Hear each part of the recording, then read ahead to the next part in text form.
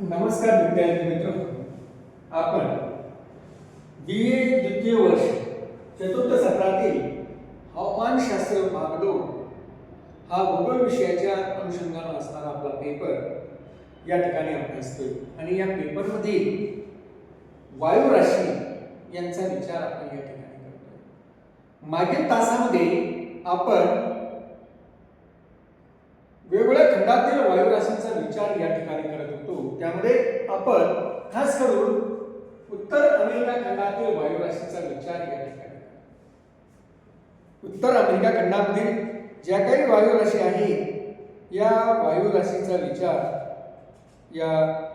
या ठिकाणी आपण करतोय आणि त्यापैकी उत्तर अमेरिका खंडातील वायू राशींचा विचार करत असताना आपण मागील तासामध्ये ध्रुवीय खंडावरील वायू राशी,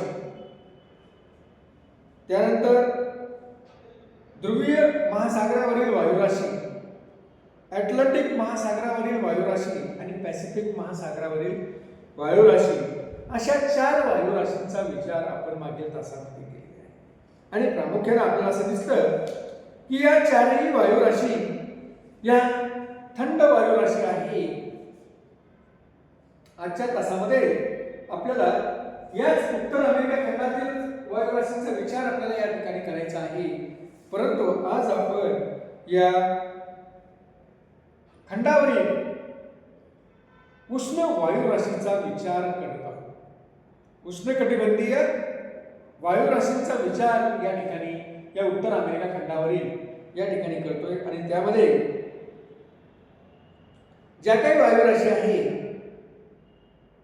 त्यामध्ये नंबर 1 जी काही वायू राशी आहे की जी उष्ण स्वरूपाची आहे ती आहे अटलांटिक महासागरावरील वायू राशी। अटलांटिक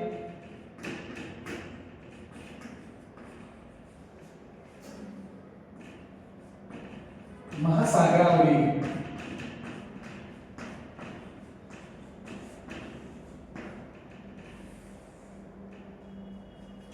वायू राशी।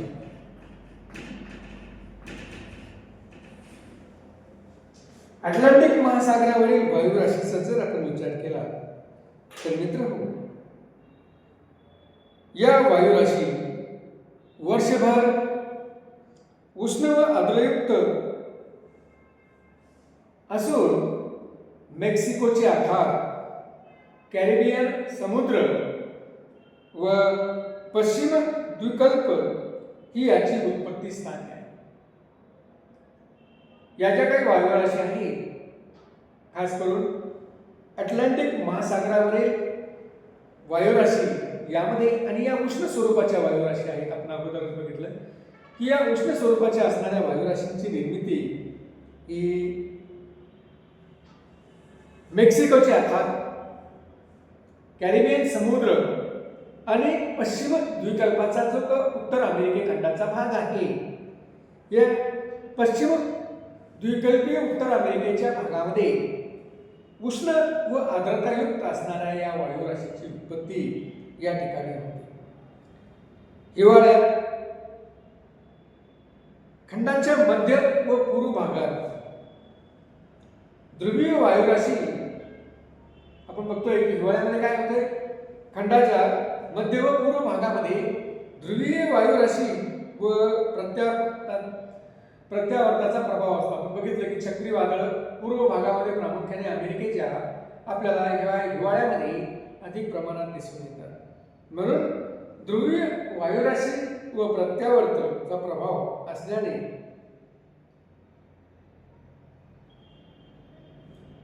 या वायू राशी खंडाच्या अंतर्गत भागात कमी प्रवेश करतात, या वर्षभर अस्थिर असतात। हिवाळ्यात संयुक्त संस्थांच्या आग्नेय भागातील हवामानावर या वायू राशीचा परिणाम होऊन धुक्यांची निर्मिती झालेली आपल्याला दिसून येते। मित्रांनो, आपण उत्तर अमेरिका खंडातील वायू राशींचा विचार या ठिकाणी करतो आणि उत्तर अमेरिका खंडातील वायू राशींचा विचार करत असताना मागील तासामध्ये आपण उत्तर अमेरिका खंडातील थंड वायुराशींचा विचार केलेला होता. आता आपण करतोय उत्तर अमेरिकेतील उष्ण वायुराशींचा विचार या ठिकाणी करतोय. आणि उष्ण वायुराशींमध्ये पहिली जी काही आहे ती आहे अटलांटिक महासागरातील वायुराशी किंवा अटलांटिक महासागरावरील वायुराशी.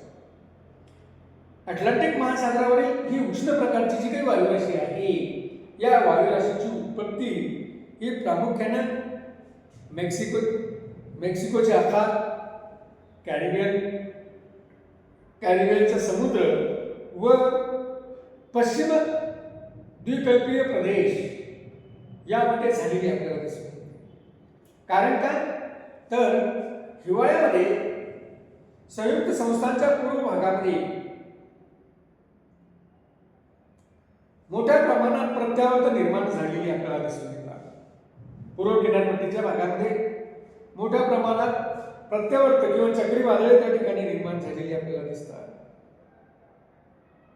व त्याचबरोबर या पूर्वी भागामध्ये ध्रुवीय वायुराशी देखील प्रवेश करताना आपल्याला दिसतात. त्यामुळे या ज्या काही उष्ण प्रकारच्या वायुराशी आहेत की ज्या मेक्सिकोचे आखात, कॅरिबियन समुद्र व पश्चिम द्वीपकल्पीय प्रदेशावर निर्माण झालेल्या या अटलांटिक महासागरातील उष्ण वायुराशी या फारशा या संयुक्त संस्थानाच्या असणाऱ्या भागामध्ये प्रवेश करत नाही, परंतु हिवाळ्यामध्ये संयुक्त संस्थांच्या आग्नेय भागामध्ये यांचा जो काही हवामानावर प्रभाव आपल्याला दिसून येतो तो असा की या वायुराशीमुळे आग्नेय भागाच्या संयुक्त संस्थानातील आग्नेय भागामध्ये धुक्याची निर्मिती झालेली आपल्याला या ठिकाणी दिसून येते. त्यानंतर मित्रहो, दुसरी जी काही वायुराशी आहे याच भागातील उत्तर अमेरिका खंडातीलच, तर ती आहे पॅसिफिक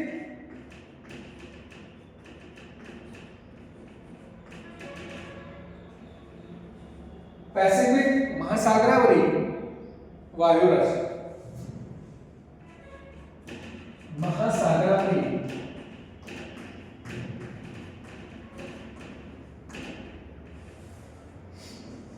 वायुराशी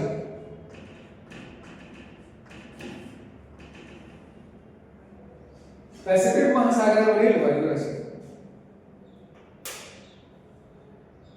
पॅसिफिक महासागरावर असणाऱ्या या वायुराशीचा जर आपण विचार केला तर उन्हाळ्यात ही ध्रुवीय वायुराशी आशिया खंडाच्या ईशान्य भागी व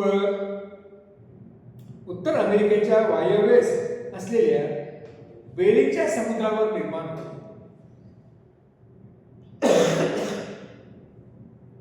या वायुराशीचा भूपृष्ठालगतचा भाग शीतल व आर्द्र असतो, परंतु वरचा भाग हा शुष्क असतो. जमिनीपेक्षा महासागराचे पाणी थंड राहत असल्यामुळे पॅसिफिक महासागराकडे येणारी हवा थंड होते. या वायुराशीमुळे ढगांची निर्मिती होते. ढगांची निर्मिती होत नाही, तसेच हिमवृष्टीचा देखील अभाव आपल्याला जाणवतो. उन्हाळ्यात या वायुराशी वायुभाग उतरल्यामुळे संयुक्त संस्थांच्या पश्चिम किनाऱ्यावर कॅलिफोर्नियापर्यंत जात असतात. या उत्तर अमेरिकेच्या अंतर्गत भागातील असणाऱ्या ज्या काही वायुराशी आहेत त्या वायुराशी आणि यामध्ये बऱ्याच प्रमाणात समानता आपल्याला दिसून येते. बघा, या ठिकाणी आपण बघूया पॅसिफिक महासागरावरील वायुराशीचा विचार.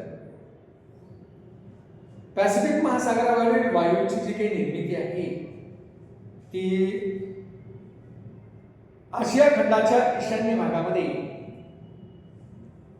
आशिया खंडाचा जो ईशान्येकडील भाग आहे त्या ईशान्य भागामध्ये आणि अमेरिकेच्या वायव्येस असलेल्या बेरिंगच्या समुद्रामध्ये या पॅसिफिक महासागरावरील उष्ण अशा वायुराशीची निर्मिती झालेली आहे. या वायुराशीचा भूपृष्ठालगत भाग हा थंड असतो, शीतल असतो व आर्द्र देखील असतो. परंतु या वायुराशीचा वरचा जो काही भाग आहे तो मात्र आपल्याला शुष्क प्रकारचा असलेला जाणवतो. कारण का तर या वायुराशीची निर्मिती ही महासागरी भागामध्ये होते आणि महासागरी भागामध्ये होत असल्यामुळे भूपृष्ठापेक्षा महासागरी भागाचं पाणी हे त्या मानाने थंड असतं आणि म्हणून या थंड भागावर म्हणजे शीतल अशा प्रकारची तापमान असलेल्या भागावर या वायुराशीची निर्मिती होते. म्हणून या वायुराशीच्या खालच्या भागामध्ये शीतल तापमानाचा भाग किंवा कमी तापमानाचा भाग आपल्याला दिसून येतो, मात्र त्यामध्ये आर्द्रता असलेली आपल्याला देखील आढळते. ही वायुराशी अमेरिकेच्या भागामध्ये ज्यावेळेस अंतर्गत भागामध्ये खास करून कॅलिफोर्नियाच्या असणाऱ्या भागामध्ये प्रवेश करते कॅलिफोर्नियापासून, त्यावेळेस प्रामुख्याने आपल्याला दिसतं की अगोदरच्या असणाऱ्या ज्या काही वायुराशी आहे ज्या संयुक्त संस्थांमध्ये निर्माण झालेल्या होत्या त्यामध्ये अटलांटिक महासागरावरील जी काही वायुराशी आहे ती देखील तिथपर्यंत पोहोचते आणि दोन्हीचाही त्या ठिकाणी एक संगम त्या ठिकाणी होतो आणि आपण पाहतो की दोन्ही वायुराशीमध्ये बऱ्याच प्रमाणात समानता असलेली आपल्याला त्या मध्य भागामध्ये आपल्याला समानता असलेली दिसून येते. आणि त्यानंतर मित्रहो तिसरी जी काही वायुराशी आहे ती आहे उष्णकटिबंधीय खंडावरील वायुराशी. उष्णकटिबंधीय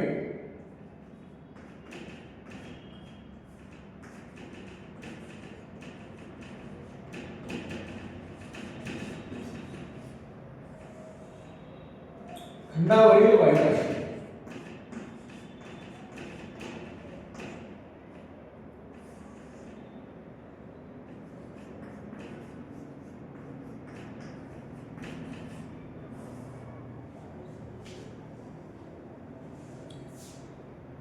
अमेरिकेच्या त्रिकोणी आकारामुळे उत्तर अमेरिकेचा जो काही त्रिकोणी आकार आहे या त्रिकोणी आकारामुळे फक्त मेक्सिको संयुक्त संस्थांच्या दक्षिणेला या वायुराशीची निर्मिती क्षेत्र निर्माण झालेलं आहे. उष्णकटिबंधीय खंडावरील वायुराशीचा जर आपण विचार केला तर आपल्याला असं दिसतं की उत्तर अमेरिकेचा जो काही भाग आहे आकार जो आहे तो जर आपण बघितला तर आपल्याला असं दिसतंय की उत्तरेकडील भाग हा रुंद आहे आणि जसजसं आपण उत्तर अमेरिकेच्या दक्षिण भागाकडे येऊया उत्तर अमेरिका खंडाच्या तर आपल्याला तो भाग निमुळता झालेला आपल्याला दिसतो आणि त्यामुळे एक त्रिकोणी प्रकारचा आकार या उत्तर अमेरिका खंडाच्या दक्षिण भागामध्ये देखील आपल्याला निर्माण झालेला दिसून येतो. आणि या त्रिकोणी आकारामुळे संयुक्त संस्थानाच्या दक्षिण भागामध्ये असणाऱ्या मेक्सिको या राष्ट्रामध्ये जो काही भाग आहे तो आणि संयुक्त संस्थांच्या दक्षिणेकडे असणारा जो काही भाग आहे या भागामध्ये या वायुराशीची निर्मिती झालेली आपल्याला दिसते.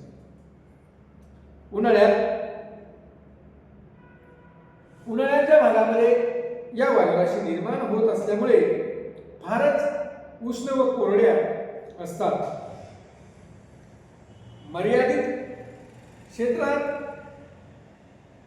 ही वायुराशी असल्याने ती त्या वायुराशीमध्ये अस्थिरता दिसून येते. हिवाळ्यात ही वायुराशी खंडावरून लुप्त होत असते. या वायुराशीच्या निर्मिती क्षेत्रातच या वायुराशीचा हवामानावर परिणाम होताना आपल्याला दिसून येतो. म्हणजे मित्रहो